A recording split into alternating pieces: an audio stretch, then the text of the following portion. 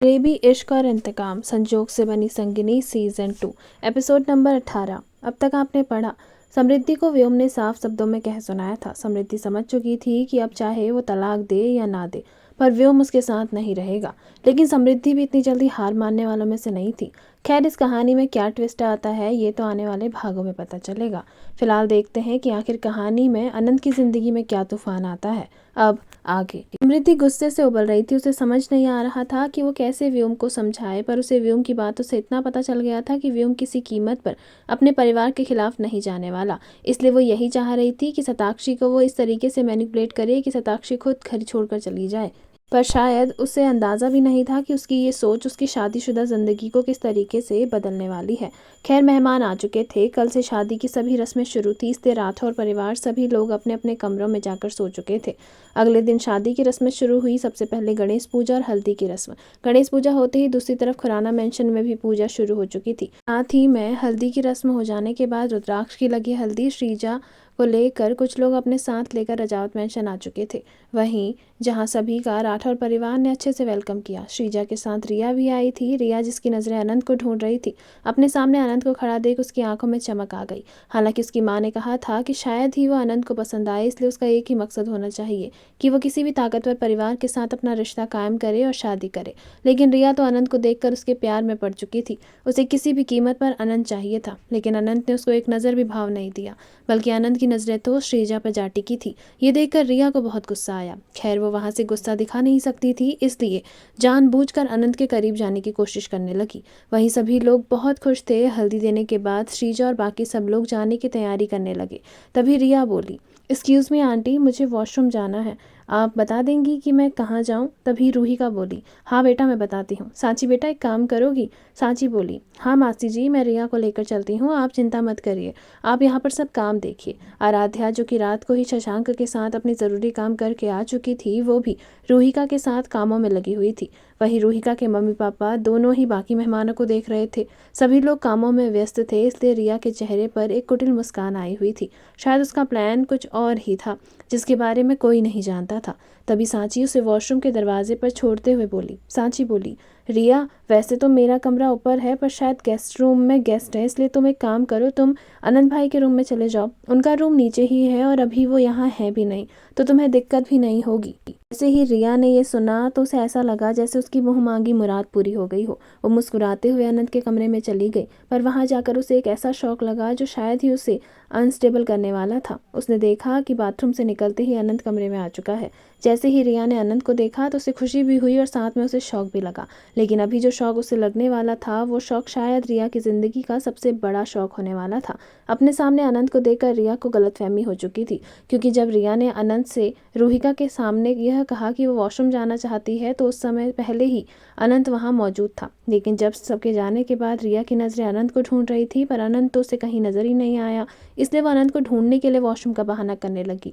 अब उसे ये लगने लगा था कि शायद सांची भी अनंत के साथ मिली हुई है और अनंत उसके साथ क्वालिटी टाइम बिताना चाहता है, इसलिए वो वहाँ से गायब हो गया। रिया अपने सामने अनंत को देखकर मुस्कुराने लगी। वहीं अनंत रिया को देखकर हैरान था, क्योंकि अनंत तो किसी और ही काम से अपने कमरे में आया था, पर अपने सामने रिया को देखकर वो हैरानी से बोला, आप यहाँ क्या कर रही हैं मिस खुराना? रिया बोली, क्या तुम भी इतने भोले बन रहे हो? मैं तुम्हें ही तो ढूंढने आई थी। अनंत बोला, मैं कुछ समझा नहीं, आप क्या कहना चाह रही हैं? रिया बोली, इतना भी भोला मत बनो अनंत, मैं जानती हूँ कि तुम मुझ में इंटरेस्टेड हो, इसलिए तो तुम बाहर हॉल से उठकर यहाँ आए ताकि मैं तुम्हें ढूंढने के लिए यहाँ आऊँ। और देखो ना, मैं तुम्हें ढूंढने के लिए यहाँ आ गई। मुझे नहीं पता था कि तुमने सांची को भी इन सब में इंक्लूड किया है, इसलिए शायद मुझे जानबूझकर तुम्हारे रूम में लेकर आई। शायद उसे पता था कि तुम यहाँ मेरा वेट कर रहे हो। अनंत कुछ समझ पाता उससे पहले ही रिया उसके करीब आने लगी। रिया अनंत के काफ़ी करीब आ चुकी थी। तभी अनंत उसे धक्का देते हुए बोला।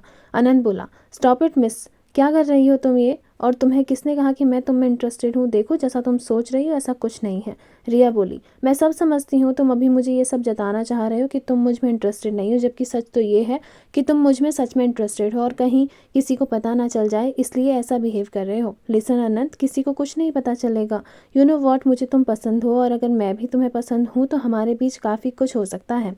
ट्रस्ट मी, मैं इसके बारे में किसी को कुछ नहीं बताऊंगी। अनंत बोला, स्टॉप इट रिया, पागल हो गई हो क्या, या सुबह सुबह भांग पी रखी है? मैं कितनी बार कहूँ मुझे तुम में रत्ती भर इंटरेस्ट नहीं है, और तुम जैसी लड़की में इंटरेस्ट दिखाना तो दूर, मैं तुम्हें भाव भी नहीं देता। जैसे ही रिया ने यह सुना तो वो गुस्से से बोली, रिया बोली, मुझ जैसी लड़की से क्या मतलब है तुम्हारा? समझा क्या है तुमने मुझे? अनंत मुस्कुराते हुए बोला, एक ऐसी लड़की जो पैसों के लिए किसी के साथ भी सो जाए, जो किसी की फीलिंग्स की कदर ना करे, और जब उसे कोई बेहतर इंसान मिले तो वो बिना किसी इंसान की फीलिंग्स की परवाह करे उसे छोड़ दे। ऐसी लड़की समझ रखा है मैंने तुम्हें। बताओ मैंने कुछ गलत समझा क्या? रिया बोली, ये तुमने क्या कहा मेरे बारे में, और किसने कहा तुमसे ऐसा? ज़रूर श्रीजा ने कुछ ऐसा कहा होगा तुम्हें। वो तो देख भी नहीं सकती मेरी खुशी। मैंने देखा तुम वहाँ मुझे नोटिस कर रहे थे। आनंद बोला, जब तुमने देख लिया कि मैं तुम्हें नोटिस नहीं तुम्हारी बहन श्रीजा को नोटिस कर रहा हूँ, तो तुमने ये कैसे सोच लिया कि मैं तुम में इंटरेस्टेड हूँ? लिसन, मुझे तुम में एक रत्ती इंटरेस्ट नहीं है। रिया बोली, तो किस में इंटरेस्ट है? उस श्रीजा में। भूलो मत उसका बॉयफ्रेंड है और वो किसी से बहुत प्यार करती है। रिया की ये बातें गुस्से में और झूठ कही थी ताकि अनंत श्रीजा में इंटरेस्ट लेना बंद कर दे और उसे मौका मिल जाए, लेकिन अनंत मुस्कुराते हुए बोला, अनंत बोला, वह जो कहना है तुम कह सकती हो, मुझे कोई फ़र्क नहीं पड़ता चाहे श्रीजा मुझ में इंटरेस्टेड हो या ना हो, लेकिन मैं तुम में तो कभी इंटरेस्टेड नहीं हो सकता, समझी? और वैसे भी मैं तुम्हारे बारे में बहुत कुछ जानता हूँ। रिया बोली, क्या जानते हो तुम मेरे बारे में? अनंत, मैं तुमसे प्यार करने लगी हूँ, मुझे तुम पसंद हो, और अब से नहीं तब से जब से भाई का रिश्ता तुम्हारी बहन आदिजा के साथ जुड़ा है। वैसे तुम्हें नहीं लगता तुम्हारी बहन हमारे घर आ रही है तो क्या तुम्हें मेरा ये प्रपोजल ठुकराना चाहिए? रिया की इन बातों में गुस्सा और एक धमकी साफ नजर आ रही थी, मानो वो आनंद से ये कहना चाह रही हो कि अगर उसने उसका प्रपोजल ठुकराया तो कहीं ऐसा ना हो जाए कि आदिजा के लिए समस्या खड़ी हो जाए।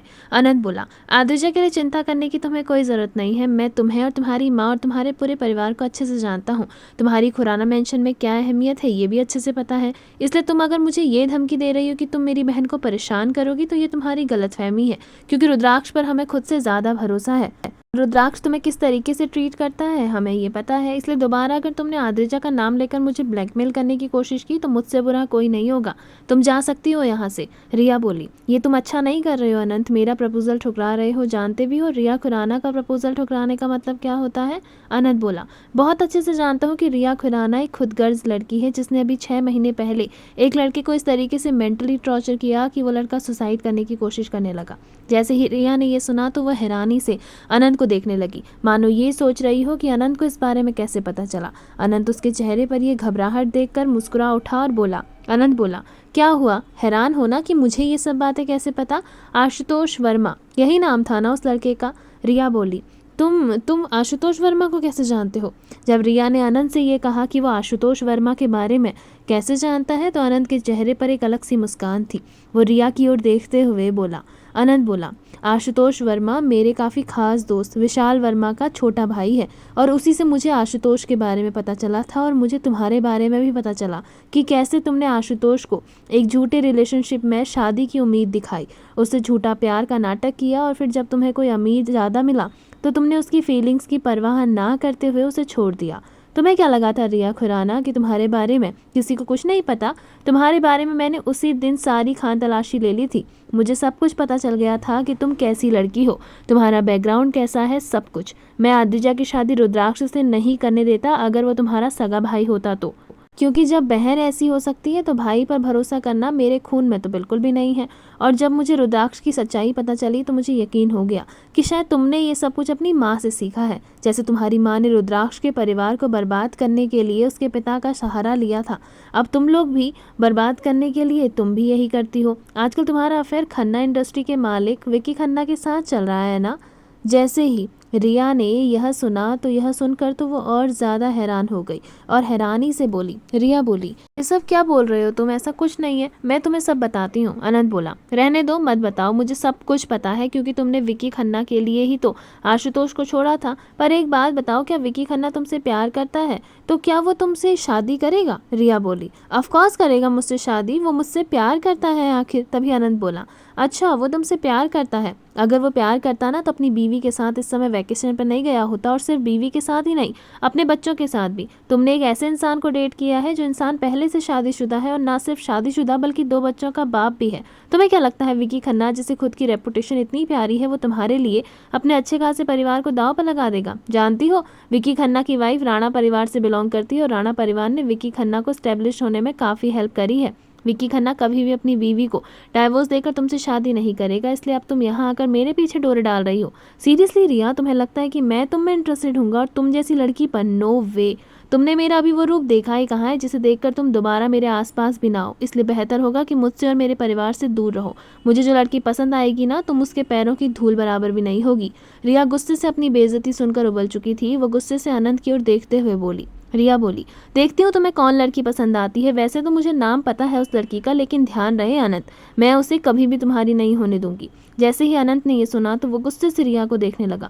उसने रिया का गला दबाया और गुस्से से बोला। अनंत बोला, ऐसा करने की ना सोचना भी मत, नहीं तो तुम्हारा वो हाल करूंगा कि तुम सपने में भी मेरा नाम सुनकर डर जाओगी।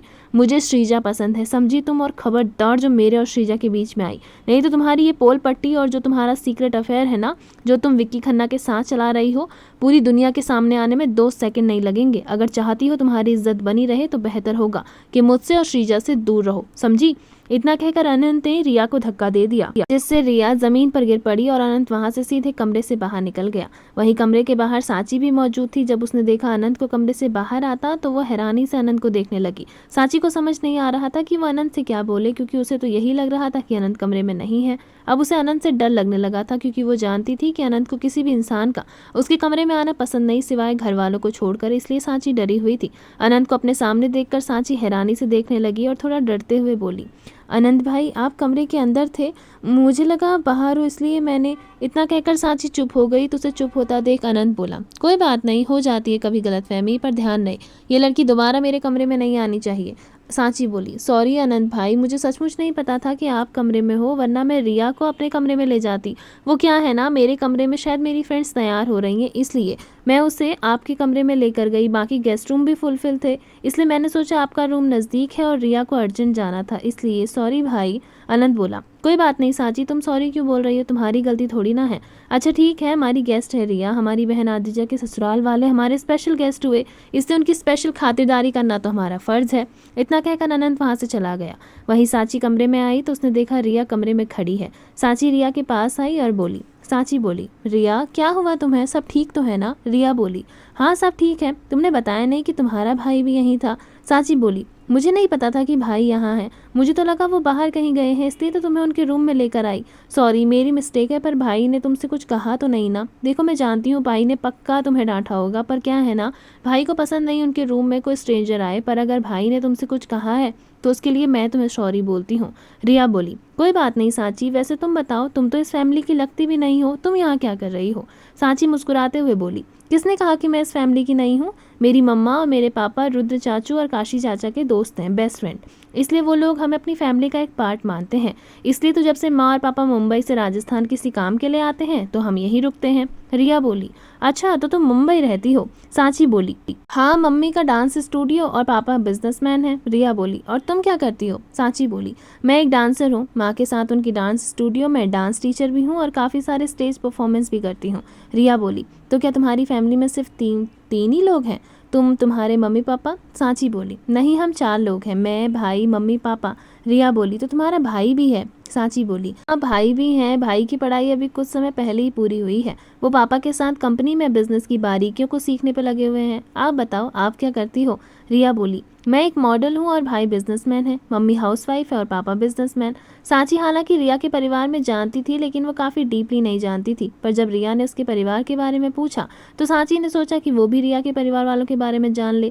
खैर बातें करते करते सांची रिया को हॉल तक ले आई। हॉल में बाकी सब लोग रिया का इंतजार कर रहे थे। वहीं श्रीजा ने जब सांची और रिया को इतने प्यार से बात करते देखा तो उसे कुछ खटकने लगा। उसने ये बात अपने अंदर ही रखी थी, लेकिन उसे कुछ तो अलग लग रहा था, क्योंकि रिया की आंखों में एक अलग सा जुनून उसे साफ नजर आ रहा था। वो जुनून उसे तब नजर आता जब रिया के दिमाग में कुछ बहुत बड़ा चल रहा हो, क्योंकि इससे पहले भी श्रीजा ने रिया की आंखों में ऐसा जुनून देख लिया था जब रिया ने श्रीजा को उसके दोस्त के साथ ज़बरदस्ती डेट पर भेजने का सारा इंतजाम कर लिया था।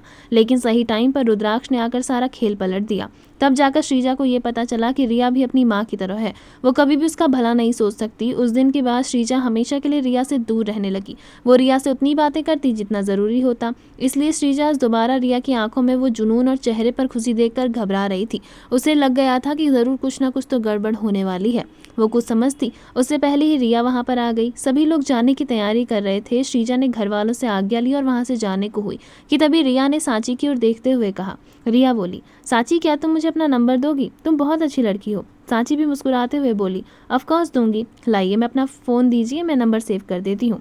इतना कहकर सांची ने रिया के फ़ोन में अपना नंबर सेव कर दिया और अपने फ़ोन में रिया का नंबर सेव होते ही रिया के चेहरे पर एक मुस्कान आ गई। हालांकि किसी ने भी इस बात पर गौर नहीं किया था, लेकिन श्रीजा जो कि पहले से ही रिया को अजीब नज़रों से देख रही थी, उसने ये बात नोटिस कर ली थी। वो समझ चुकी थी कि रिया के दिमाग में ज़रूर कुछ तो चल रहा है और शायद वो सांची को इन सब में इन्वॉल्व करने वाली है। इसलिए वो समय रहते सांची को होशियार करना चाहती थी, लेकिन अब उसे शायद ही ये मौका मिलने वाला था। श्रीजा और बाकी सभी जो भी उसके साथ आए थे खुराना मेंशन के लिए निकल चुके थे। वहीं राठौर मेंशन में थोड़ी ही देर में आद्रिजा भी हल्दी की रस्में शुरू होने वाली थी। सभी ने आद्रिजा को हल्दी लगाई और ढेर सारे पारंपरिक गीत गाए। जावत मेंशन में सब तरफ खुशी का माहौल था, सब लोग बहुत खुश थे, नाच गाना चल रहा था कि तभी सांची के फोन पर एक मैसेज आया। सांची ने अपना व्हाट्सएप चेक किया तो मैसेज रिया का था। उसने उसे हेलो मैसेज किया था। वहीं सांची ने भी उसे हेलो मैसेज का रिप्लाई किया। उन दोनों की बातचीत वहां से शुरू होने लगी। थोड़ी देर में हल्दी की रस्म भी निपट गई। सभी लोग अपने अपने कमरे में चेंज करने के लिए चले गए क्योंकि शाम को मेहंदी की रस्म थी। इससे सभी लोगों ने सोचा कि कुछ घंटे आराम कर लेते हैं। खैर शादी ब्याह के घर में क्या ही आराम होता है, इसलिए सभी लोग बाकी के कामों में लग गए और कुछ आराम करने में। शाम हुई और शाम को मेहंदी की रस्म भी शुरू हो गई। सभी लोग बहुत खुश थे, सबने हाथों में मेहंदी लगाई और उसके बाद शुरू हुआ नाच गाना। मेहंदी की रस्म के समय दोनों ही परिवारों ने तय कर लिया था कि मेहंदी की रस्में एक ही जगह पर होंगी। दोनों ही परिवार एक ही जगह पर मिलेंगे और मेहंदी की रस्म, संगीत की रस्म एक साथ होगी। शादी की रस्म के लिए खुराना परिवार खुराना मेंशन से अपनी बारात रजावत मेंशन लेकर आएगा। इससे सभी लोग मेहंदी की रस्म को सेलिब्रेट करने के लिए राजस्थान के सबसे बड़े होटल में आ चुके थे, जहां सारी अरेंजमेंट शिवांग ने की हुई थी। मेहंदी की रस्म शुरू हो चुकी थी, नाच गाना चल रहा था। सभी लोग अपने हाथों में मेहंदी लगा रहे थे, लेकिन कोई था जिसकी निगाहें किसी को ढूंढ रही थी। इस समय सिर्फ एक ही इंसान अपने समवन स्पेशल को ढूंढ नहीं रहा था, बल्कि कई और भी ढूंढ रहे थे, जिसमें से पहला था अनंत, जिसे श्रीजा पहली नजर में पसंद आ चुकी थी। वहीं श्रीजा भी अनंत को देख रही थी। भले ही वो चुपके चुपके देख रही थी, लेकिन अनंत ने श्रीजा को इस तरीके से देख लिया था। अनंत समझ चुका था कि रिया ने उससे जो कुछ भी कहा है वो झूठ कहा है। श्रीजा की लाइफ में कोई लड़का नहीं है। ये सोचते हुए अनंत के चेहरे पर और मुस्कान आ गई, लेकिन अनंत कंफर्म करना चाहता था, इसलिए उसने तय कर लिया था कि वो श्रीजा से बात करेगा। वहीं दूसरी तरफ लक्ष्य भी अंशिका के पास ही बैठा उसके हाथों में मेहंदी लगाते हुए देख रहा था। अंशिका, जिसने देखा कि लक्ष्य उसके बगल में बैठा उसकी मेहंदी को निहारे जा रहा है, वो मुस्कुरा उठी। अंशिका उससे बोली, ऐसे क्या देख रहे हो लक्ष्य, पहले कभी मेहंदी लगाते हुए नहीं देखा क्या किसी को? तभी लक्ष्य अंशिका से बोला, नहीं, इतनी फुर्सत ही कहाँ थी कि किसी को मेहंदी लगाते हुए यूं टुकुर टुकुर निहारूं। अंशिका बोली, तो मुझे निहारने का क्या मतलब है? कहीं इसके पीछे कोई राज तो नहीं है तुम्हारा? तभी लक्ष्य बोला, राज तो तब होगा ना जब कोई बात होगी, तुम बात बढ़ाने का मौका तो दो, राज तो अपने आप ही आ जाएगा। तभी अंशिका बोली, मुझे राज रखना बिल्कुल भी पसंद नहीं है। तभी लक्ष्य बोला, अच्छा तो तुमने ये बात सबसे क्यों छुपा कर रखी कि तुम एक राइटर हो? जैसे ही लक्ष्य ने ये कहा तो अंशिका हैरानी से उसे देखने लगी। अंशिका अपनी आंखों को चुराते हुए बोली, अंशिका बोली, ये तुम क्या कह रहे हो? ऐसा कुछ भी नहीं है और मैं राइटर कहाँ हूँ, शायद तुम्हें कोई गलतफहमी हुई होगी। तभी लक्ष्य बोला, गलतफहमी? वो भी मुझे? बिल्कुल नहीं, तुम ही वो राइटर हो जिसका मैं सबसे बड़ा फैन हूँ।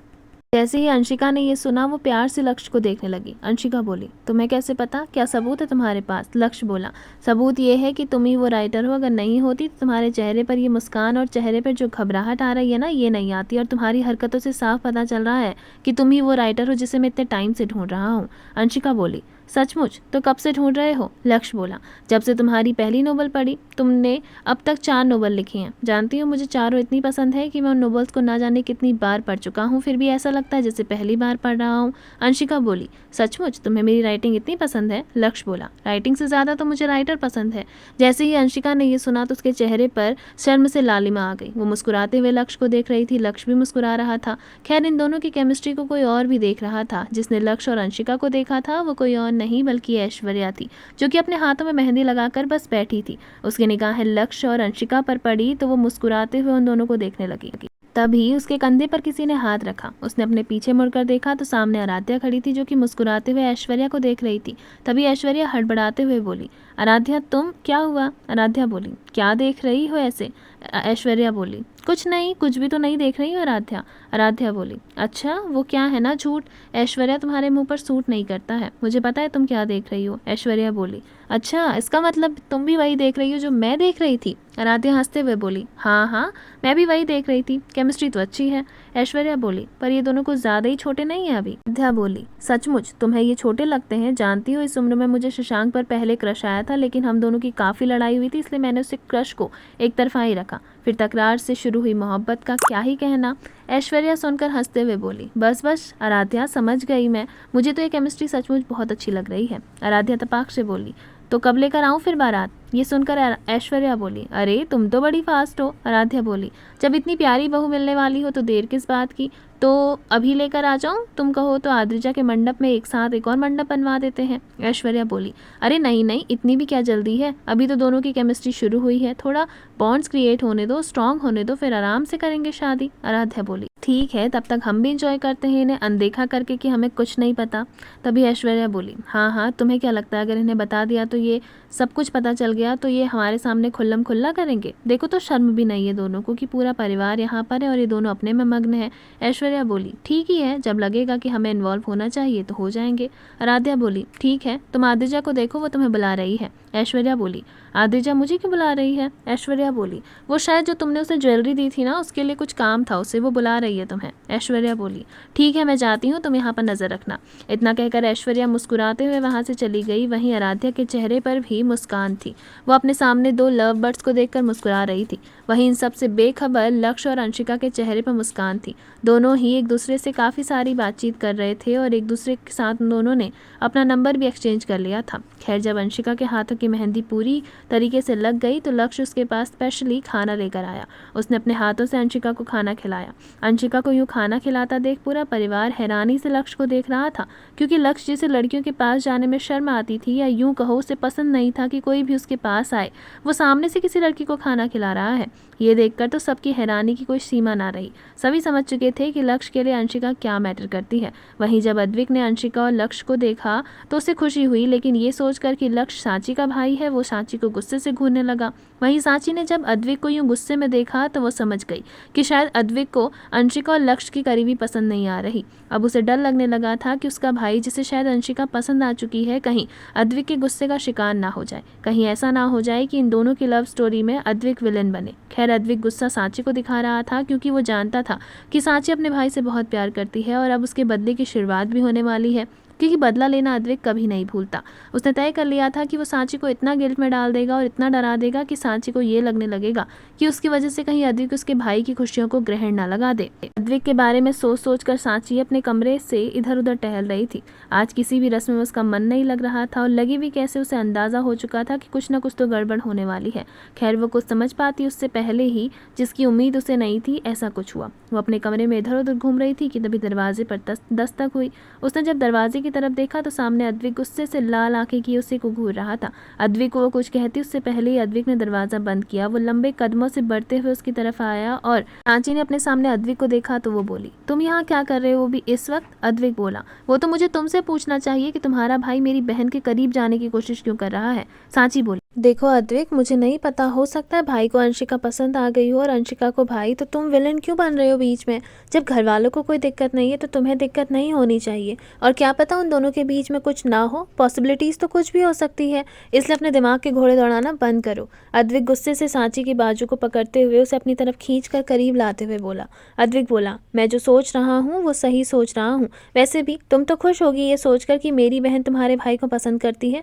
मेरी बहन राजकुमारी है और तुम्हारा भाई सिर्फ एक बिजनेसमैन। तुम्हें क्या लगता है मेरे प्रपोजल को ठुकरा कर तुम अपने भाई की शादी मेरी बहन से करवा सकती हो? बिल्कुल भी नहीं। सांची बोली, हम दोनों के बीच में तुम अपनी बहन और मेरे भाई को क्यों लेकर आ रहे हो? अद्विक, मेरा तुम्हें ठुकराना मेरा पर्सनल मैटर है और मेरी पर्सनल चॉइस है, लेकिन अगर तुम्हारी बहन और मेरा भाई एक दूसरे से प्यार करते हैं तो इसमें हम रुकावट डालने वाले होते कौन है? देखो अद्विक, मुझे लगता है कि तुमसे ना बर्दाश्त नहीं हो पा रही है, इसलिए अब तुम ये गुस्सा कर रहे हो कि अगर मैंने तुम्हारा प्रपोजल इनकार किया है तो तुम मेरे भाई का घर भी नहीं बसने दोगे। यही सोच रहे हो ना तुम? अद्विक बोला, यही सोच रहा हूँ मैं। बिल्कुल सही सोच रही हो तुम। एक बात कान खोलकर सुन लो सांची, अगर तुम मेरी नहीं हुई तो तुम्हारे भाई को अपनी बहन की भी नहीं होने दूंगा मैं। तभी सांची गुस्से से बोली, छी, कैसे हो भाई हो तुम? भाई अपनी बहन के लिए जान देने को कुर्बान हो जाते हैं और तुम अपनी बहन की खुशियां अपने हाथों से कुर्बान कर रहे हो। शर्म आनी चाहिए तुम्हें अद्विक। तुम्हारी बहन अगर सचमुच मेरे भाई से प्यार करती है तो तुम्हें हम दोनों के बीच के मनमुटाव को साइड में रखकर उन दोनों के लिए खुश होना चाहिए, लेकिन तुम तो। इतना कहकर सांची चुप हो गई। तभी अद्विक उसकी ओर देखते हुए बोला। अद्विक बोला, हाँ हूँ मैं ऐसा ही। एक बात याद रखना सांची, मैं अंशिका की शादी किसी भी कीमत पर लक्ष्य से नहीं होने दूंगा। सांची बोली, ना होने दो, पर ऐश्वर्या आंटी ऐसा नहीं सोचती और मुझे उन पर भरोसा है, और अगर तुमने ऐसा कुछ किया तो मुझे ऐश्वर्या आंटी से इस बारे में बात करनी होगी। तो कहीं ऐसा ना हो जाए कि मैं आंटी को तुम्हारा सारा सच बता दूं। इतना कहकर सांची ने गुस्से से अपने बाजू से अद्विक का हाथ छुड़वाया और उसकी तरफ घूमने लगी। तभी अद्विक गुस्से से बोला, तुम ऐसा कुछ नहीं करोगे, और अगर ऐसा कुछ करने का तुमने सोचा तो याद रखना मैं और भी बहुत कुछ कर सकता हूँ जिसका तुम्हें अंदाजा भी नहीं। सांची गुस्से से बोली, मुझे सब अंदाजा हो चुका है। जिस इंसान को अपनी बहन की खुशियों की परवाह नहीं, वो दूसरों के बारे में क्या सोचेगा। कितने खुदगर्ज हो ना तुम, तुम्हारे लिए तुम्हारी बहन की खुशियां मैटर नहीं करती। अद्विक बोला, तुम्हारे लिए करती हैं? तुम बताओ, तुम करती हो अपने भाई से प्यार? सांची बोली, बहुत ज़्यादा, मेरे लिए मेरा भाई बहुत मैटर करता है। अद्विक इतना सुनकर तिरछा मुस्कुराया। उसने मुस्कुराते हुए सांची को अपनी तरफ खींचा और उसे कुर्सी पर बैठाते हुए बोला। अद्विक बोला, तो ठीक है, दिखाओ अपने प्यार का सबूत। अपने भाई से प्यार करती हो ना तुम, वो भी बहुत सारा। तुम्हारे लिए तुम्हारा भाई तुम्हारी खुशियों से बढ़कर है ना? सांची बोली, हाँ, मेरे लिए मेरे भाई की खुशियाँ मेरी खुशियों से बढ़कर हैं। अद्विक बोला, ठीक है, अंशिका की शादी मैं सिर्फ एक शर्त पर होने दूंगा। सांची ने जैसे ही अद्विक से शर्त के बारे में सुना तो वह हैरानी से अद्विक को देखने लगी। सांची बोली, मुझे समझ में नहीं आया, क्या कहा तुमने? अद्विक बोला, अंशिका की शादी लक्ष्य से तभी होगी जब तुम मुझसे शादी करोगी। तुम्हारे घर में अगर बहू आएगी तो तुम्हारे घर की बेटी हमारे घर में बहू बन के आएगी। तुम्हें मंजूर है? सांची गुस्से से बोली, ये क्या बकवास बातें कर रहे हो तुम? शादी कोई गुड्डे गुड़ियों का खेल नहीं है। अद्विक बोला, क्यों? अभी तक तो बड़ा भाषण दे रही थी कि तुम्हें अपनी बहन से प्यार नहीं है, तुम कितने खुदगर्ज हो। अब तुम बताओ, तुम अपने भाई से प्यार करती हो या नहीं? खुदगर्ज तो मुझे अब तुम लग रही हो। सांची बोली, मैं खुदगर्ज नहीं हूँ। अद्विक बोला, तो प्रूफ करो कि तुम खुदगर्ज नहीं हो, तुम अपने भाई से बहुत प्यार करती हो। सांची बोली, ये सब प्रूफ तो मैं तब करूंगी जब ऐसा कुछ होगा। ऐश्वर्या आंटी तुम्हारे मानने या ना मानने से अपने इरादे को नहीं बदलने वाली। अगर सांची और भाई एक दूसरे से प्यार करते हैं तो आंटी सब सामने से अंशिका और भाई की शादी करेगी और तुम कुछ नहीं कर पाओगे। अद्विक बोला, मैं बहुत कुछ कर सकता हूँ। माँ भले शादी के लिए मान जाए, लेकिन मैं शादी के दिन कुछ ऐसा तमाशा करूंगा कि ये शादी होते होते रह जाएगी। अब तुम सोच लो, तुम्हें शादी के दिन अपनी फैमिली की इज्जत का तमाशा बनाना है या फिर अपने भाई के प्यार को उससे मिलवाना है। सांची बोली, अद्विक तुम ऐसा कुछ नहीं करोगे, मैं तुम्हारा सर फोड़ दूंगी। अद्विक बोला, मैं ऐसा ही करूंगा। 2 दिन है तुम्हारे पास, इन 2 दिनों में तुम्हें अपना फैसला बताना होगा, क्योंकि अगर तुमने अपना फैसला नहीं बताया तो मैं अंशिका की शादी कहीं और तय कर दूंगा। और अंशिका और लक्ष्य जो अभी तक अपने जज्बातों से अनजान है, कहीं ऐसा ना हो जाए शादी की बात सुनकर लक्ष्य अपने प्यार को अपने अंदर तक ही दबा कर रख ले और तुम कुछ ना कर पाओ। Okay bye sweetheart, good night. इतना कहकर अद्विक वहां से चला गया। वहीं सांची ने गुस्से से अद्विक को जाते हुए देखा। सांची अपने भाई के बारे में सोचने लगी। वो अपने भाई से बहुत प्यार करती थी। साथ ही में सबसे बड़ी बात थी कि अंशिका भी लक्ष्य को पसंद कर रही थी। उन दोनों के बीच में क्या है और क्या नहीं, ये तो सांची भी नहीं जानती थी, लेकिन उन दोनों के बीच की केमिस्ट्री को देखकर उसे इतना अंदाजा हो चुका था कि इन दोनों के बीच में ज़रूर कुछ तो हो सकता है। अब उसे अद्विक की बातों से डर लगने लगा था, लेकिन अद्विक की बात को मानने से पहले वो ये कंफर्म करना चाहती थी कि जो वो सोच रही है वो सच है या नहीं। खैर, दूसरी तरफ अंशिका और लक्ष्य एक दूसरे के बारे में ही सोच रहे थे। अंशिका को लक्ष्य काफ़ी पसंद आया, वहीं लक्ष्य भी अंशिका को देखकर और अंशिका की बातें सुनकर खुश था। अंशिका को पहली बार किसी से प्यार हुआ था और जब से उसने ये सुना था कि लक्ष्य को उसकी हर नोबल पसंद है, तब से तो उसके चेहरे पर एक अलग ही रौनक आई हुई थी। वहीं दूसरी तरफ शताक्षी और वेदांत अपने कमरे में अपने अपने कामों में लगे थे। शताक्षी ने वेदांत से ज़्यादा बातें नहीं की क्योंकि उसके दिमाग में कुछ और ही चल रहा था। वेदांत लैपटॉप पर काम कर रहा था, तभी शताक्षी बाथरूम से चेंज करके आई। वेदांत की नज़र शताक्षी पर पड़ी तो वो बिना कुछ सोचे लैपटॉप को साइड में रखकर उसकी तरफ बढ़ गया। शताक्षी शीशे के सामने खड़ी अपने बालों को संवार रही थी कि तभी उसकी कमर पर वेदांत ने अपने हाथों से पकड़ते हुए उसे अपनी तरफ खींचा और अपने चेहरे को उसके कंधे पर रखा और फिर शीशे में देखने लगा। शताक्षी वेदांत के यूं करीब आने से थोड़ा घबरा रही थी। शताक्षी बोली, वेदांत, ये आप क्या कर रहे हैं? छोड़िए मुझे। वेदांत बोला, इतनी आसानी से नहीं बीवी, वैसे भी बहुत दिन हो गए हैं, तुमसे प्यार भी नहीं किया है मैंने। शताक्षी बोली, वेदांत, क्या बचपना है ये? मैं यहाँ वैसे ही परेशान हूँ और तुम ये सब बातें करके मुझे और परेशान कर रहे हो। वेदांत बोला, किस बात से परेशान हो तुम? जानता हूँ मैं, लेकिन मैं तुम्हारी बात नहीं मानने वाला हूँ। शताक्षी बोली, क्यों? आखिर बुराई क्या है इसमें? तुम भी जानते हो और मैं भी, तुमने ये शादी सिर्फ और सिर्फ बदला लेने के लिए की थी। लेकिन दी और जीजू तो एक दूसरे से प्यार करते हैं ना, उन्होंने तो एक दूसरे से कोई बदला लेने के लिए शादी नहीं की थी। प्यार किया था उन्होंने एक दूसरे से, सच्चा प्यार। वेदांत गुस्से से बोला, अगर सच्चा प्यार किया होता तो तुम्हारी बहन यूं मेरे भाई को शर्तों पर छोड़कर नहीं गई होती। शताक्षी बोली, दी अभी गुस्से में है वेदांत, और अगर तुम मुझे छोड़ दो तो शायद उनका गुस्सा शांत हो जाए। वो और जीजू एक दूसरे से प्यार करते हैं और मैं 2 प्यार करने वालों को अलग करके अपनी गृहस्थी नहीं बसा सकती। बेहतर होगा कि तुम मेरी बात मान लो। वेदांत बोला, बेहतर होगा कि तुम अपने दिमाग में ये बात बैठा लो कि मैं किसी कीमत पर तुम्हें तलाक नहीं देने वाला हूँ। तुम मेरी हो, सिर्फ मेरी। शताक्षी बोली, अच्छा मैं तुम्हारी हूँ? सोचो अगर दिग्विजय राणा अभी भी जिंदा होता तो क्या तुम तब भी मुझसे प्यार करने का दावा करते? वेदांत बोला, तुम्हारे कहने का क्या मतलब है शताक्षी? तुम्हें अभी भी ये लगता है कि मैं तुमसे प्यार नहीं करता? शताक्षी बोली, नहीं, कैसे मान लूँ तुम्हारे प्यार को? तुमने झूठ बोलकर फरेब के साथ मुझे अपना बनाया, मेरे साथ ज्यादती की, और जब तुम्हारा इससे भी मन नहीं भरा तो तुमने मेरे साथ गलत काम किया। शताक्षी की ये बात सुनकर वेदांत का गुस्सा और ज्यादा बढ़ गया। वो गुस्से से शताक्षी को देखने लगा और बोला, शताक्षी बस बहुत बोल ली तुम। शताक्षी बोली, क्यों वेदांत, सुना नहीं गया ना ये शब्द? लेकिन सच है, तुमने अपने परिवार का बदला निकालने के लिए किया। उसके बारे में तुम्हारा परिवार अगर जान ले तो वो तुम्हें गलत ठहरा दे। उस बदले के लिए तुमने मेरे साथ कितना गलत किया तुम्हें अंदाजा भी है? तुमने मेरी आत्मा को तक छलनी कर दिया था। मैं मानती हूँ तुम गुस्से में थे, लेकिन गुस्से में तुमने अपना आपा खोया। किसी लड़की की मर्जी के विरुद्ध उसके साथ संबंध बनाना, जो लड़की कुछ ना जानती हो, ना तुम्हें, ना तुम्हारे परिवार को, ना तुम्हारी दुश्मनी को, उसको सिर्फ अपने बदले के लिए मोहरा बनाना कहाँ तक सही है? अगर तुम ये बात मुझे पहले बताते कि मेरे पिता ने कुछ ऐसा किया है तो शायद मैं सच पता लगाने में तुम्हारी मदद करती। वेदांत बोला, सच में तुम ऐसा करती? भूलो मत शताक्षी, तुमने खुद सारा सच मानने से इनकार कर दिया था। शताक्षी बोली, और शायद तुम भूल रहे हो कि उसके बाद मैं ही थी जिसने तुम्हें सामने से फोन करके सारा सच बताया। वेदांत बोला, तो तुम चाहती क्या हो? देखो शताक्षी, मैं मानता हूँ मैंने उस रात जो किया वो गलत किया, लेकिन मैं आज तुम्हें एक बात क्लियर कर देना चाहता हूँ। मैं तुम्हें तलाक किसी कीमत पे नहीं दूंगा। मैं तुमसे बहुत प्यार करता हूँ, और हाँ, मैं मानता हूँ मेरी गलती थी। नफरत की आग में मैं इतना अंधा हो गया था कि मैंने तुम्हारे जज्बातों की परवाह नहीं की, पर फिर भी मैं तुम्हारे लिए बिल्कुल पवित्र हूँ। मेरी आत्मा, मेरा शरीर सिर्फ तुमसे प्यार करता है और तुम्हारा ही है। अगर ऐसा नहीं होता ना तो ना तुम मेरी बीवी होती। तुम्हें क्या लग रहा है शताक्षी कि मेरे पास लड़कियों की कमी है? एक इशारे पर लड़कियां अपने आप को सौंपने के लिए तैयार बैठी रहती हैं, लेकिन मैं जानता था कि अगर मैंने तुमसे बदला लिया है तो उस बदले में मैं तुम्हारा क्या छीन रहा हूँ। तुम्हारे पिता ने जो कुछ भी किया था वो उनके कर्मों का भुगतान था, जो शायद तुम्हें भी भुगतना था, लेकिन हमारे बच्चे मेरे कर्मों का भुगतान ना भोगे, इसलिए मैंने कभी तुम्हें ऐसी नज़र से नहीं देखा कि तुम मेरे लिए सिर्फ एक कठपुतली हो जिसे मैं जब चाहूँ जैसे चाहूँ यूज़ कर सकता हूँ। तुम्हारे साथ जो एग्रीमेंट साइन किया था, मेरी नज़र में उसकी कोई वैल्यू नहीं थी। वैल्यू थी तो सिर्फ और सिर्फ हमारी शादी की, जो उस एग्रीमेंट के साथ हुई थी। तुमने पढ़ा ना हो, लेकिन उन पेपर्स के बीच में एक ओरिजिनल पेपर था, हमारी शादी का पेपर, जिस पर तुमने सिग्नेचर किए थे। तुम्हारी शादी में किसी कीमत में नहीं होने देता। अगर तुम्हें सच नहीं पता चल रहा तो हम सच का पता लगा लेते। मैं तब भी तुम्हें किसी और की नहीं बनने देता। मेरे लिए तुम तब भी मेरी हो चुकी थी जब से तुम मेरे करीब आई। तुम शताक्षी वेदांत सिंह राठौर हो, वेदांत सिंह राठौर की बीवी, उसका प्यार और शायद मेरे बच्चों की होने वाली माँ।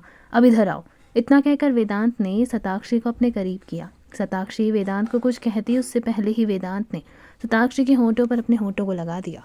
वेदांत ने धीरे से उन्हें चूमा और फिर उसे छोड़ते हुए कहा। वेदांत फिर बोला, तुम्हें मेरे प्यार पर शक है क्या? शायद हो भी, क्योंकि मैंने जो कुछ भी किया उसके बाद तुम्हारी नज़रों में मेरी इमेज कुछ खास अच्छी हो नहीं सकती। फिर भी मैं तुम्हें यकीन दिलाता हूँ कि मैं तुमसे बहुत प्यार करता हूँ। शताक्षी, मैंने गलती करी, लेकिन क्या तुम मुझे माफ़ नहीं कर सकती? मानता हूँ तुम्हारे साथ वो सब नहीं करना चाहिए था, उसके लिए मैं खुद को न जाने कितनी बार चोट पहुँचा चुका हूँ, और शायद तुम्हारे साथ वो सब करने के लिए न जाने मैंने कितनी बार खुद की आत्मा को मारा है। मैं मानता हूँ मैंने कोई बात की मेरे किए हुए कामों को जस्टिफाई नहीं कर सकता, पर क्या तुम एक बार मुझे मौका नहीं दे सकती प्लीज़? ये सुनकर शताक्षी ने एक लंबी गहरी सांस ली और बोली। शताक्षी बोली, पर वेदांत दी और जीजू? वेदांत बोला, उनका रिश्ता वो दोनों संभाल लेंगे शताक्षी, और बार बार खुद को ब्लेम करना बंद करो। समय के साथ भाभी समझ जाएगी कि जो वो सोच रही हैं और जो वो चाह रही हैं वो गलत है। तुम उनकी खुशियों की चाबी नहीं हो, उनकी खुशियों की चाबी वो खुद है। एक बात बताओ, तुम मुझे छोड़कर चली गई तो क्या भाई इस बात को सह पाएंगे? अपनी आंखों के सामने अपने भाई के टूटे हुए घर को देख पाएंगे? क्या वो अपनी गृहस्थी बसा पाएंगे जो इस समय तुम सोच रही हो? कहीं ऐसा ना हो जाए तुम्हारे जाने के बाद भाई वो सब सोचने लगे। शताक्षी बोली, ठीक है, मैं नहीं सोच रही इस बारे में, अब ठीक है। वेदांत बोला, हाँ अब इधर आओ। ये सुनकर वेदांत के चेहरे पर मुस्कान आ गई। वहीं शताक्षी के चेहरे पर मुस्कान नहीं थी। अपनी बात कहकर वेदांत ने शताक्षी को गोद में उठाया और बिस्तर पर लिटा दिया। खुद उसके बगल में आया और उसे अपनी तरफ खींचते हुए उसे प्यार से गले लगाकर सोने की कोशिश करने लगा। शताक्षी ने जब वेदांत का ये रूप देखा तो वह हैरान थी और खुश भी। शताक्षी समझ चुकी थी कि वेदांत उसे किसी कीमत पर नहीं छोड़ने वाला है, क्योंकि अगर वो उसे छोड़ना होता तो शायद वो उसके साथ शादी ही नहीं करता।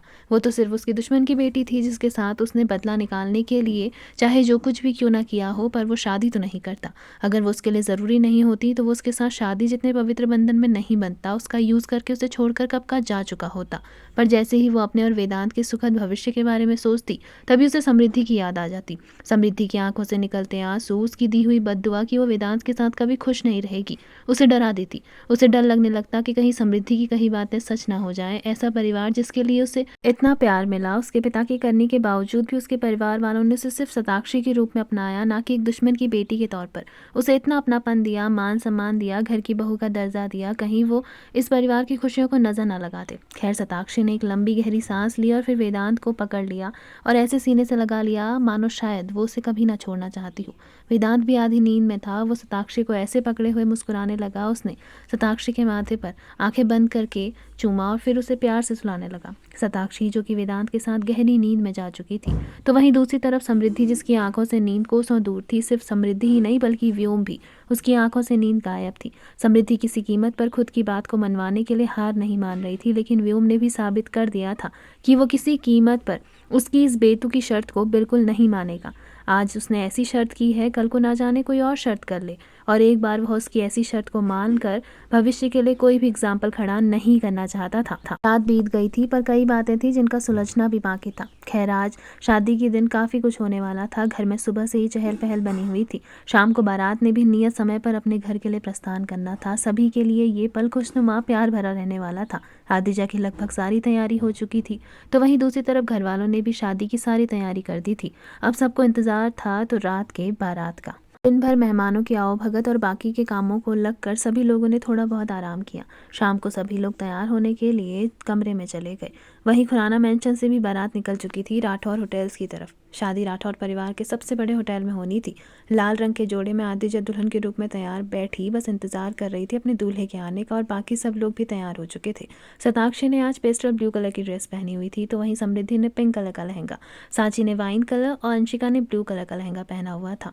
समृद्धि सताक्षी से अभी भी बात नहीं कर रही थी। हालांकि वो दोनों ही आदिजा के साथ उनके कमरे में थे, लेकिन एक दूसरे को अवॉइड कर रहे थे। सताक्षी समृद्धि के गुस्से से पहले ही वाकिफ थी। वो नहीं चाहती थी कि शादी में कोई तमाशा हो। खैर, थोड़ी ही देर में रुद्राक्ष बारात लेकर आ गया।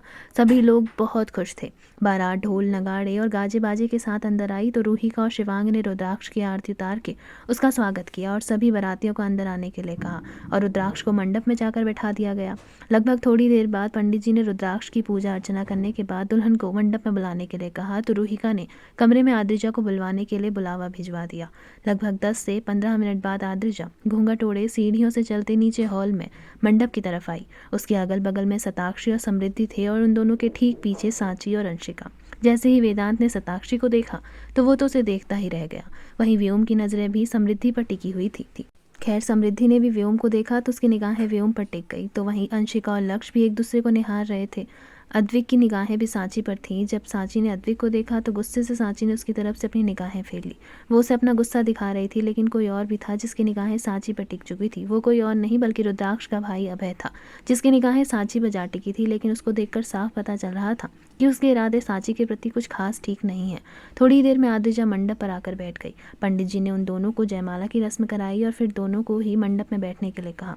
जयमाला की रस्म होने के बाद वो दोनों मंडप में बैठे। फिर शुरू हुई शादी की सभी रस्म। सबसे पहले पूजा हुई, उसके बाद कन्यादान की रस्म में शिवांग और रोहिका ने आदिजा का कन्यादान किया। इस समय सभी को रुद्र और काशी की बहुत याद आ रही थी। फिर कन्यादान की रस्म होने के बाद फेरे की रस्म शुरू हुई, जिसमें आदिजा और रुद्राक्ष ने एक दूसरे के साथ जन्म जन्मांतर के लिए बंधन में बंधने की कसमें खाई। फिर पंडित जी ने रुद्राक्ष को एक बड़ी सी थाली देते हुए उसमें आदिजा को मंगलसूत्र पहनाने के लिए कहा। रुद्राक्ष ने आदिजा के गले में वह मंगलसूत्र पहनाया और फिर सिंदूर से उसकी मांग भर दी। इसी के साथ पंडित जी ने विवाह संपन्न हुआ ये घोषणा की तो सभी ने जोरदार तालियां बजाई। सभी लोग बहुत खुश थे। थोड़ी देर में वो पल आया जिसका सबको इंतजार था, विदाई का पल। आदिजा भीगी पलकों के साथ रजावत मेंशन छोड़कर हमेशा हमेशा के लिए खुराना मेंशन जा चुकी थी और पीछे छोड़ गई थी अपनी ढेर सारी यादें। खुराना मेंशन में पहुंचकर आदिजा और रुद्राक्ष का भव्य स्वागत हुआ। हालांकि रुद्राक्ष ने नीता जी और जयदीप जी को किसी भी रस्म में भाग लेने से साफ इनकार किया था। इसे सारी रस्मों को श्रीजा और दादी जी ने निभाया। दादी जी ने आदिजा और रुद्राक्ष की आरती की और उन दोनों को अंदर आने के लिए कहा। आद्रिजा ने चावल से भरे कलश को गिराकर आलते से भरी थाल में अपने पैरों की छाप छोड़ते हुए अंदर जाकर मंदिर पर अपने और रुद्राक्ष के नवजीवन का दिया जलाया। उसके बाद छोटी मोटी रस्में हुई। सबसे पहले रस्म थी एक दूसरे के हाथों में बंधे धागे को खोलने की, जिसको दोनों ने ही बिना काटे बड़ी आसानी से खोल दिया था। उसके बाद शुरू हुई अंगूठी ढूंढने की रस्म, जिसमें 2 बार आद्रिजा जीती और 1 बार रुद्राक्ष। रुद्राक्ष तो पहले ही अपना दिल हार चुका था आद्रिजा पर, तो ये खेल हारना कौन सी बड़ी बात थी। खैर, उसके बाद आद्रिजा और रुद्राक्ष दोनों को ही उनके कमरे में ले जाया गया। यहाँ आद्रिजा को कमरे में बिठाकर श्रीजा दरवाजे पर खड़ी अपने नेक को वसूलने में लगी थी। काफ़ी सारी बार्गेनिंग करके लास्ट में आद्रिजा को रुद्राक्ष ने नेक में काफ़ी सारे गिफ्ट दिए, और सिर्फ आद्रिजा को ही नहीं बल्कि वहाँ जितनी भी लड़कियाँ थी सभी को रुद्राक्ष ने कुछ न कुछ दिया। इसके बाद श्रीजा ने रुद्राक्ष को अंदर आने के लिए कहा। रुद्राक्ष को कमरे में भेजकर बाकी सभी लोग अपने अपने कमरे में आराम करने के लिए जा चुके थे। कमरे में पहुंचते ही रुद्राक्ष ने देखा कि आद्रिजा बैठी हुई है। वह धीरे धीरे उसके पास आया और उसके हाथों को अपने हाथों में लेते हुए बोला। रुद्राक्ष बोला, कहा था ना तुमसे कि एक न एक दिन तुम मेरी होगी, तो देखो आज तुम रुद्राक्ष खुराना की हो। ये सुनकर आद्रिजा के चेहरे पे मुस्कान थी। आद्रिजा बोली, तो पीछा नहीं छोड़ा तुमने मेरा? रुद्राक्ष बोला, ऐसे कैसे छोड़ देता तुम्हारा पीछा? इतनी सुंदर सी लड़की को ऐसे ही थोड़ी जाने देता। आद्रिजा बोली, अच्छा तो अब कैसा लग रहा है तुम्हें? रुद्राक्ष बोला, मैं बहुत खुश हूँ, मेरा प्यार मेरे सामने है, मेरे पास है। ये सुनकर आद्रिजा के चेहरे पे मुस्कान आ गई। रुद्राक्ष ने आद्रिजा का हाथ पकड़ा और उसे शीशे के सामने खड़ा किया, और फिर अपनी जेब से एक बॉक्स निकालते हुए उसने आद्रिजा को देते हुए कहा। रुद्राक्ष बोला, जान, ये तुम्हारा वेडिंग गिफ्ट। इतना कहते ही आद्रिजा ने जब वो बॉक्स ओपन किया तो उसमें बहुत सुंदर सा मंगलसूत्र था, जिसे देखकर उसके चेहरे पे मुस्कान आ गई। आद्रिजा बोली, ये तो बहुत सुंदर है। रुद्राक्ष बोला, हाँ, पर मेरे हीरे जितना सुंदर नहीं है। ये सुनकर आद्रिजा के चेहरे पर शर्म और मुस्कान दोनों ही थी। रुद्राक्ष ने आद्रिजा के गले में वो धीरे से पहनाया और फिर धीरे धीरे उसकी बाकी के जेवरों को खोलने लगा। यह रात उन दोनों के प्यार की रात थी, उनके मिलन की रात, जिसका वो दोनों बेसब्री से इंतजार कर रहे थे। धीरे धीरे रात बीतती चली गई और उन दोनों के बीच का ये प्यार भरा संबंध गहराता चला गया। वो दोनों एक दूसरे की बाहों में थक हार कर कब सोए उन्हें पता ही नहीं चला। वहीं दूसरी तरफ रजावत मेंशन में थोड़ा माहौल गमगीन था। आद्रिजा अपने काफ़ी सारी यादों को छोड़कर जा चुकी थी। उसके बिना पूरा घर सूना सूना लग रहा था, और घर पर समृद्धि ने भी अपने जाने की तैयारी कर ली थी। वो जानती थी कि अगर वो ये सब करेगी तो घर वाले उसे ज़रूर रोकेंगे, और अगर उसे रोकेंगे तो घर वालों को उनकी शर्त भी माननी पड़ेगी। वहीं शताक्षी भी कुछ सोचकर एक अहम फैसला ले चुकी थी, और वो फैसला था वेदांत को छोड़कर जाने का। वो जानती थी कि वेदांत उसे कभी नहीं जाने देगा, इसलिए उसने तय कर लिया था कि समृद्धि की ज़िंदगी को बसाने के लिए उसे वेदांत की ज़िंदगी से दूर जाना ही होगा। उसने अपने फ़ोन से किसी को कॉल किया तो दूसरी तरफ से कॉल रिसीव हुई। कॉल रिसीव होते ही शताक्षी बोली, पेपर्स तैयार हैं? तो दूसरी तरफ से एक आदमी बोला, यस मैम, पेपर्स तैयार हैं, आप कहें तो मैं भिजवा दूँ? तभी शताक्षी बोली, नहीं, आपको भिजवाने की ज़रूरत नहीं है, आप अभी कहाँ पर हैं? वह आदमी बोला, मैम मैं रजावत मेंशन के सामने ही हूँ, अंदर आ जाऊँ क्या? शताक्षी बोली, नहीं, आपको अंदर आने की ज़रूरत नहीं है, मैं बाहर आ रही हूँ, आप मुझे पीछे के गेट की तरफ मिलिए, मैं आपको वहीं पर मिलूंगी। इतना कहकर शताक्षी ने फ़ोन कट कर दिया और घर वालों से बचते बचाते वो पीछे के गेट की तरफ चली गई, जहां वो आदमी जिसने अभी शताक्षी की बात की थी वो पहले से ही मौजूद था। शताक्षी ने उस आदमी को देखा और उसने उन पेपर्स को ले लिया जिसे शताक्षी ने बनवाने को कहा था। पेपर्स लेते ही शताक्षी अपने कमरे में आ गई। उसने अपनी अलमारी का दरवाज़ा खोला और उन पेपर्स को चुपके से अपने कपड़ों के सबसे नीचे रख दिया, जिससे वो पेपर्स किसी को भी ना दिखें। वहीं दूसरी तरफ घर में हंगामा हो चुका था। समृद्धि घर छोड़कर जा रही थी। समृद्धि ने सोचा कि शायद व्योम उसे रोकेगा, लेकिन व्योम ने उसे रोकने की कोशिश नहीं की, पर बाकी सब घर वाले उसे रोकने की कोशिश कर रहे थे। आधे मेहमान जा चुके थे और आधे गेस्ट हाउस में रुके हुए थे, इसलिए घर पर क्या चल रहा है किसी को नहीं पता था। हालांकि समृद्धि सभी मेहमानों के सामने तमाशा बनाना चाहती थी, लेकिन उसका ये सपना पूरा ना हो सका। मेहमान तो घर पर थे ही नहीं। शायद शिवांग को पहले से अंदाजा हो चुका था, इसलिए उसने सभी मेहमानों को गेस्ट हाउस में शिफ्ट करवा दिया था। रूहिका ने समृद्धि को रोकने की काफ़ी कोशिश की, लेकिन समृद्धि अपने फैसले पर अडिग थी। उसने सरेआम कह दिया था कि अगर शताक्षी इस घर में रहेगी तो वो इस घर में कभी नहीं आएगी, और जब उसने इन सब का ब्लेम रूहिका के ऊपर डाला तो रूहिका ये सदमा बर्दाश्त न कर सकी और वहीं बेहोश होकर गिर पड़ी। खैर, आनन फानन में रूहिका को हॉस्पिटल ले जाया गया, जहां डॉक्टर्स ने जब रूहिका को चेक किया तो बताया कि रूहिका को काफ़ी गहरा सदमा लगा हुआ है। वहीं समृद्धि ने इस बात की परवाह भी ना की और वो व्योम से इस बात के लिए लड़ने झगड़ने लगी। व्योम, जो कि समृद्धि की बेतुकी शर्तों से परेशान हो चुका था, उसने भी गुस्से में समृद्धि से कह दिया कि वो चाहे तो उससे छोड़कर जा सकती है, पर अब वह उसे मनाने नहीं आएगा क्योंकि वो रूहिका से बहुत प्यार करता था, पर अपनी माँ की ऐसी हालत वो कभी बर्दाश्त नहीं कर सकता था। वहीं जब शताक्षी ने देखा कि मामला हद से ज़्यादा बढ़ चुका है तो उसने भी फैसला लेने में देरी नहीं की। जिस रात ये सब कुछ हुआ उसी रात सताक्षी, जो कि घर पर समृद्धि के साथ अकेली थी, उसने एक फैसला लिया। जब सब लोग हॉस्पिटल गए हुए थे तो सताक्षी ने अपनी अलमारी से उन पेपर्स को निकाला और उन पर सिग्नेचर्स करके उन्हें बिस्तर के पास वाले टेबल पर रख दिया और अपना बैग लेकर वहां से निकल पड़ी। जब वो घर से जा ही रही थी तो उसे यह अंदाजा था कि उसे कोई नहीं देखेगा। उसे ये भी पता था कि समृद्धि अपने कमरे में होगी, पर वो भूल गई थी। समृद्धि चैन से बैठने वालों में से तो है ही नहीं। वो जब तक सताक्षी को जलील न कर ले शायद वो तब तक तो बिल्कुल भी चैन से न बैठे। इसलिए जब वो हॉल में आई तो समृद्धि ने सताक्षी को वहां से जाते हुए देखा और एक बार फिर समृद्धि ने अपनी जली कटी बातें सताक्षी को सुनानी शुरू कर दी। जैसे ही सताक्षी घर से बाहर कदम रख रही थी कि तभी पीछे से समृद्धि बोली, जा रही हो तो मेक श्योर करना कि दोबारा इस घर में कभी कदम न रख पाओ। मैं नहीं चाहती कि तुम्हारी वजह से एक बार फिर ये परिवार वाले मुझे गलत समझें। तभी सताक्षी बोली, गलत समझना या ना समझना उनके ऊपर डिपेंड करता है दी। मैं तो सिर्फ आपकी खुशियों के लिए इस घर को छोड़कर जा रही हूँ। बाकी तो आप भी जानती हैं और मैं भी कि किसी का दिल दुखाकर हम कभी अपना घर नहीं बसा सकते। मैं अपनी गृहस्थी को छोड़कर जा रही हूँ सिर्फ आपके लिए, ताकि आप कभी भी ये ना कह सके कि दिग्विजय राणा की बेटी दिग्विजय राणा की जैसी निकली, जो किसी का घर बसे हुए नहीं देख सकती। बल्कि सच तो ये है कि मैं बेशक दिग्विजय राणा की बेटी हूँ, लेकिन मेरे अंदर खून और मेरी परवरिश जानकी राणा की ही है। मैंने अपनी माँ को कभी नहीं देखा, लेकिन अगर इस समय मेरी माँ जिंदा होती तो वो मुझे अपने पिता जैसा बनने के लिए नहीं कहती। पर आपने तो माँ को देखा था ना, उनकी परवरिश भी देखी थी आपने। और मैंने सुना है खून से गहरा रिश्ता परवरिश का होता है, संस्कारों का होता है। पर आज आपकी इन बेतुकी बातों और इन बेतुकी शर्तों की वजह से जो हमारा परिवार बिखरने पर आया है वो मेरी माँ ने शायद ही सिखाया हो। आपने तो मेरी माँ की परवरिश का मान तक नहीं रखा। मैं आपसे क्या ही उम्मीद करूं? आप मेरी दी हैं, मुझसे बड़ी हैं, इसलिए सिर्फ आपकी इज्जत करती हूँ। नहीं तो आपने कोई काम नहीं किया है कि मैं आपकी इज्जत कर सकूं। और मैं एक पल के लिए कर भी लूं तो याद रखना दी, मेरे जाने के बाद इस परिवार का कोई भी सदस्य आपको ना प्यार दे पाएगा और ना ही अपनापन। आप खुदगर्ज हैं और ये बात आपको जल्द ही समझ आएगी। आपने मुझे बद्दुआ दी थी कि मैं अपने प्यार के साथ कभी खुश नहीं रह पाऊंगी, और शायद ये आपकी बद्दुआ का ही असर है कि आज मैं अपने परिवार को और अपने प्यार को छोड़कर जा रही हूँ। पर याद रखिएगा दी, बद्दुआएं लौट कर आती हैं। आप मेरी बड़ी बहन हैं, आपने मुझे बहन माना हो या ना माना हो, पर मैंने आपको हमेशा माना। और ना मैं आपको कभी बद्दुआ दे सकती हूँ, पर इतना ज़रूर कहूँगी, आप जो कर रही हैं वो गलत कर रही हैं। कहीं ऐसा ना हो जाए कि आपकी ज़िद के चलते आप हमेशा हमेशा के लिए अपने प्यार को खो दें। समृद्धि बोली, ये ज्ञान देने की ज़रूरत नहीं है तुझे। एक बार तू यहाँ से चली जाएगी तो इस परिवार को किस तरीके से कंट्रोल करना है मुझे अच्छे से आता है। अभी तो तूने यहाँ सबको अपना बना के रखा हुआ है, इससे सब लोग तेरा गुणगान करते नहीं थकते। जय हो सताक्षी माता की। अब आप जा सकती हैं यहाँ से, ये मेरा परिवार है, मैं देख लूँगी। सताक्षी समृद्धि की इन बातों को सुनकर समझ चुकी थी कि समृद्धि को कभी समझ में नहीं आने वाला है। वो मुस्कुराते हुए वहाँ से जा चुकी थी, पर जैसे ही वो रजावत मेंशन से बाहर पहुंची तो उसकी आंखों से आंसू भर भर कर निकल पड़े।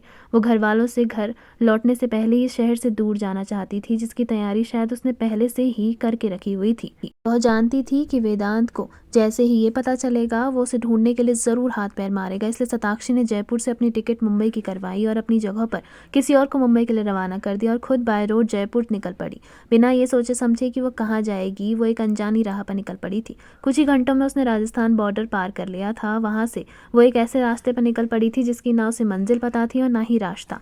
अपना फ़ोन वो घर पर ही छोड़कर आई थी। ना अपने साथ कोई कीमती सामान लेकर आई थी, ना ही कोई कीमती कागज़ लाई थी। तो सिर्फ अपने गले में पड़ा मंगलसूत्र और हाथों में वेदांत की दी हुई अंगूठी, उसके अलावा कुछ कपड़े और कुछ कैश। राजस्थान बॉर्डर से बाहर होते ही दुनिया के लिए सताक्षी शायद मुंबई की तरफ गई, पर असलियत में सताक्षी दिल्ली को रवाना हो चुकी थी। इसके बारे में कोई नहीं जानता था, क्योंकि सताक्षी का दिल्ली की तरफ को रहने वाला कोई रिश्तेदार नहीं था। इसलिए किसी को भी इस बात पर शक ना होता कि सताक्षी शायद ही दिल्ली गई हो। 4.5 घंटे का रास्ता टैक्सी से 3.5 घंटे में पूरा हो चुका था। घर पर कोई भी हॉस्पिटल से घर नहीं आया था, इसलिए किसी को भी नहीं पता था कि ऐसा कुछ हुआ है। वहीं सताक्षी सुबह के 4 बजे दिल्ली पहुंच चुकी थी। वहीं से शुरू होने वाला था सताक्षी की जिंदगी का नया सफर। बस स्टॉप पर पहुंचते ही वो वहां से उत्तराखंड जाने के लिए अपनी बस लेने वाली थी, लेकिन भारी बारिश के चलते सब सेवाएं ठप थी। ठंड में ठिठुर रही सताक्षी को एक उम्मीद की किरण नजर आई जब उसकी मुलाकात उस इंसान से हुई जिसके बारे में सताक्षी ने सोचा भी नहीं था, जिसे उसका पूरा परिवार ढूंढ रहा था। वो इंसान सामने से सताक्षी से मिला, और सिर्फ मिला ही नहीं बल्कि उसने सताक्षी की मदद भी करी। और यहाँ से शुरू हुआ सताक्षी का नया सफ़र। सिर्फ सताक्षी का ही नहीं बल्कि इस कहानी के बहुत से किरदारों का नया सफ़र शुरू होगा, और यहीं पर इस कहानी का ये 2nd सीज़न समाप्त होता है। इस कहानी का 3rd सीज़न हम कहानी का आखिरी सीज़न होगा, जिसमें हमें कहानी के पुराने किरदार भी मिलेंगे और इन सब के पीछे के दुश्मन का असली मास्टरमाइंड कौन है ये सब भी पता चलेगा। फिलहाल तो सताक्षी और वेदांत की राहें हमेशा हमेशा के लिए अलग हो चुकी हैं, पर इसका असर बाकियों की ज़िंदगी में किस तरीके से पड़ेगा ये अभी भी एक रहस्य है, जो हम जानेंगे कहानी के 3रे सीज़न के चुनिंदा एपिसोड में। और कुछ प्रोमो में। आप लोगों को ये कहानी कैसी लगी ज़रूर बताइएगा। कहानी के लास्ट एपिसोड में आपको आने वाले सीज़न की बहुत सारी झलकियां भी मिलने वाली हैं और जिन कपल्स का हम बेसब्री से इंतज़ार कर रहे थे उन कपल से मुलाकात भी होने वाली है। तब तक के लिए आप सबका बहुत बहुत धन्यवाद।